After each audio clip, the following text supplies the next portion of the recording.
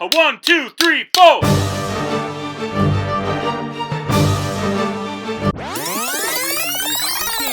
Hungry, hungry games. Happy hungry games. Happy hungry games. Hungry? Hunger. Can I get in trouble for that? Oh wait, this is an eagle. It's a mockingjay. It's a mockingjay. Hey everyone, welcome back to Mr. Teach Film Preach. Today we are talking about The Hunger Games. Came out in 2011, directed by Gary Ross, based off of the book The Hunger Games, written by Suzanne Collins, who also helped write the screenplay, along with the director Gary Ross and Billy Ray. It is a kind of a teen dystopian young adult book, and they turn it into a movie, kind of like Harry Potter, the Maze Runner, what's the Insurgent one, that's sort of the genre. It was kind of the start of that boom of young adult movies, along with like Twilight and of course Harry Potter, but this was sort of like post Harry Potter. They're all sort of the studios and the franchise are looking for something new, and they went with Suzanne Collins' books. And I gotta say, I've only read the first book. I've only read The Hunger Games, the first book in the series, because I was teaching a class, and I had to learn this book and learn what it's all about and read it so I could teach it. And I did, and I like it. It's a good book. It's not amazing, but I think it's a really cool concept. I love the concept of The Hunger Games for a movie. I think it poses a lot of really interesting questions. There's a lot of big philosophical questions in this movie and in this book, and I love that. They ask things like, what are we doing with our children? You know, there are big questions in the film on war and famine, and obviously like being in a repressive state, having, you know, a totalitarian government, and what that sort of would look like on a futuristic setting. And I think it's done really well. I think the book is written a little bit more detailed, obviously, than the film, because the film can only fit in so much, but I think the film does a pretty good job of following what the book was. Now, obviously, they had to change some things and a few time frames and a few character stuff, but overall, they kept somewhat close to the book, which I appreciate. I want a book like this to have a good adaptation, but not to stir too far from it. You know, you look at something like The Shining, where it's not really, the movie is not like the book. That was okay. I think in this regards with like The Hunger Games, it was really smart of Gary Ross to be true to the text, true to the novel. And I think they did a great job with that. One of the things I love about this movie is the acting. Jennifer Lawrence obviously displays her acting chops here, and The Hunger Games, the first movie, was before she even was nominated for Silver Linings Playbook and won. So this was like pre the J Law the J Law sort of rising star, and she does a great job in this movie, as does Josh Hutcherson. Liam Hemsworth is okay, you know, he's just there for the eye candy, but he gets better throughout the other movies. He doesn't have too much in this film. It's really definitely about PETA and Katniss. Cat piss, catnip. What a dumb name though, Katniss Everdeen. And someone told me, they're like, I want to name my kid Katniss. And as a teacher, and just as a pending father eventually, you're not doing that kid any favors. Let's just say that. They're going to get called cat piss for the rest of their life. Do you really want that? Come on, guys. Come on. Anyways, so, and there's some great acting in this movie.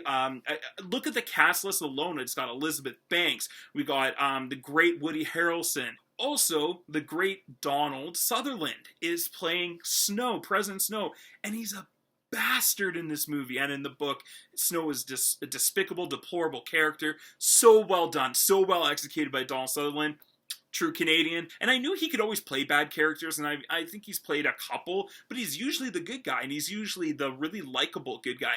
And in this movie, you're like, oh my god, just die. Someone put him in the ring. Wes Bentley also plays Crane, who is the games master in this movie. Got some crazy stubble with some like twists, like his beard, and then it's got like little flicks in the beard, like it's a bizarre look. Also, I didn't even mention Stanley Tucci as Caesar, the TV show host for the Capitol for the Hunger Games. He is awesome. He's so weird, and he's such an over actor in this, and I love it. He's so great. Stanley Tucci is just an amazing performer in the first place, and But in this, he really stands out, and he's really funky. He's got the purple hair, and he's always doing that laugh. Another thing I love about this movie is that they do a good job of really showing the capital, the different worlds that Katniss and Peeta live in compared to the capital. Unfortunately, this film doesn't get into too in depth about the actual world itself and Panem and what that sort of looks like. That's definitely a lot for the other books and for the other movies. But looking at this as a solo film, it's a little weak on the world building of what each district means, and you kind of get it a little bit throughout the film, but not much. It's really in the other films that you get more in depth in that, and that's fine for this movie, because this movie should be focusing on what is important, which is the sacrifice that Katniss makes for her sister, and also leading into the actual Hunger Games. That's what we as the audience want to see. The first half of the movie is directed on like Katniss her sister Prem gets chosen out of the Reaping to be one of the people who fights in the 74th Hunger Games, and Katniss volunteers instead of her sister. And it's a very heartfelt sacrifice and very scary. And they do a great job of like showing how afraid these kids are, and we have to remember that these are kids. And I remember when this movie came out, there was some controversy behind all the kid killing. Like, people were like, there's kids being murdered in this. I'm like, guys, it's the Hunger Games. Like, that's literally what it's called. Like, come on. So you can't get too upset about it. But they do a good job of building, the two different worlds of the capital compared to District 12. The fighting in this movie is really good. It's there's that first scene where when the Hunger Games start, the cannons go off, and it shows all the kids running to the cornucopia to get all the weapons and stuff, and you get to see like all the kids getting killed, and it's so violent. Like, if you're not up for younger children being killed, maybe not watch this movie. It's not too graphic where you're seeing like a kid getting decapitated, but you see like the guy taking the sword, taking a swing, and it cuts as you see a little bit of spurt of blood, and it cuts. So it's done in a as tasteful as they can without being too without being too subjective with it. No, that's not the right word. Without being too violent about it and to being too gory. So I felt they had a really good balance that they did, and which was smart. And I think because if you put this to a rated R film, I don't know if it necessarily would have done as well. So I think it was smart for them to make it like PG-13, 14A sort of area. One of the things I love about this movie is Gary Ross. He directs the hell out of this movie. He does such a great job, and I think it was kind of taking a little bit of a risk at the time, and he turned it into something interesting to watch, and something that was different from kind of what we've seen before. We've seen Royal Rumbles, we've seen Last Man Standing, The Condemned, all these things where it's like Battle Royale, but with kids and with that sort of dynamic. I thought they brought a really good and interesting tale to the screen, and Gary Ross, who's a great director, he did a fantastic job. He did things like Pleasantville, which is a great film, Seabiscuit, The Free State of Jones. Gary Ross, he wrote some huge movies in the past. Like the list I have here, he did Big, Dave, like Big with Tom Hanks, Dave with Kevin Kline. He did Lassie, Pleasantville, Seabiscuit. He wrote The Hunger Games and Free State of Jones and Ocean's 8. Like, he's a good director. He's a good writer. And he does, I would say, probably some of his best work with this film, excluding Seabiscuit and Pleasantville. This movie doesn't hold up with is the CGI. And you can tell that this was at the time where, 2010, when they were making this, you can see where some of the kinks are with the CGI. You can see how it hasn't aged as well. Like the fire scene when Katniss is running through the fields, the fire looks very fake. I know they probably use some real fire here and there, but as it's rushing around her, it doesn't look very good.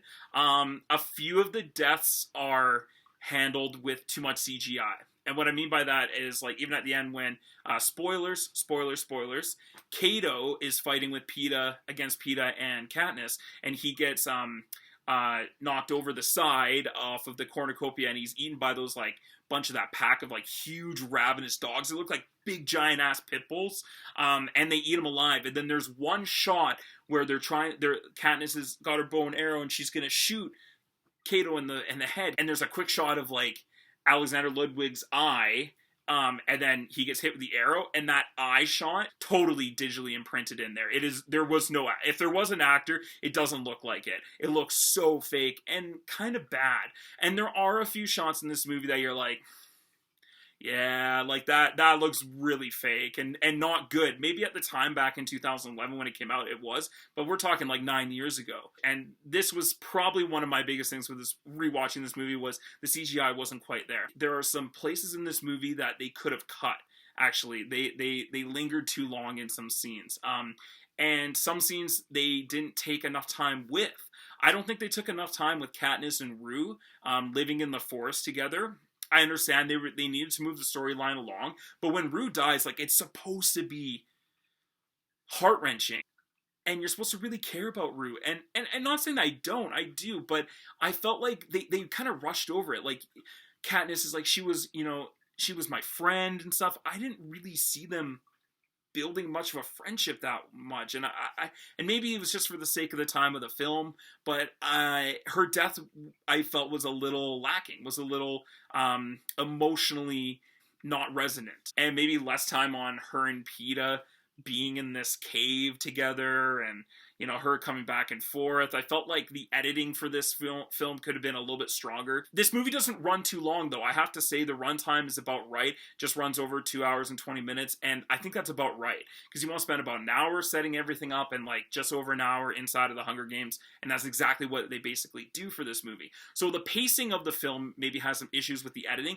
but the overall length I felt is really great. The humor. There's some great humor with Haymitch, with Woody Harrelson going back and forth with Katniss and Peeta. And then, there's Pfeffy, played by greatly by Elizabeth Banks. And they have such great back and forth dialogue and some wonderful, wonderful moments that you really actually do care for these characters, and they make you care for them. So they have some really great heartwarming moments in this film amongst all this chaos, and there is some great drama. There's some really cool conflicts and dynamics between the characters, and it really brings up some interesting points for our society and how we treat children, how we treat others for pain and grief and suffering, and how we punish people for past discrepancies and maybe not forgiving people. And those are all big themes sort of in this throughout this whole entire story. I do recommend this film. It is entertaining. It runs not too long. If you're looking for it as a kid's film, maybe wait till a little bit older, maybe 12, 13, just because of all the death and some of the heavy subject matter. I'm going to go ahead and give this movie overall rating a B. It, at the time, was I would maybe have rated it a little bit better when it first came out, but after rewatching it and seeing some of the things that they were missing out on, or some of the things that they could have improved upon, I think that grade went from a little bit more like a B plus down to a B. If you haven't seen The Hunger Games yet, go check them out. You'll have a great time, I promise you. It wasn't a perfect film, and there's some flaws in it, but overall you'll be highly entertained, and it'll make you want to come back for the other movies, which you should definitely do. Thanks for watching, guys. If you want to like this video, please click down and hit the like button, or even better, subscribe. Thank you for watching Mr. Teach Film Preach, and as always, let's get taught.